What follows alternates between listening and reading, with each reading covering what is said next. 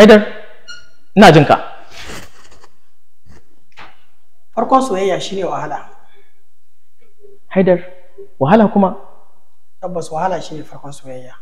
Ko za ka iya faɗa min menene yasa farkon soyayya ya zamto wahala? Hujja ta shine a daidai lokacin da soyayya ya zo ƙarshe ta iya yiwa ka yarda da wacce kake so ka iya gabatar da ita ga iyayenka dan ka aure ta. Kuma da a iya samun sabani a tsakanin ku dukan ku biyu ko ta yaudare ko kuma kai ka yaudare ta. Shi yasa na ce ƙarshen soyayya aure ne ko yaudara. A cikin kashi 100 maza su suke zuwa su ce wa mata suna son su.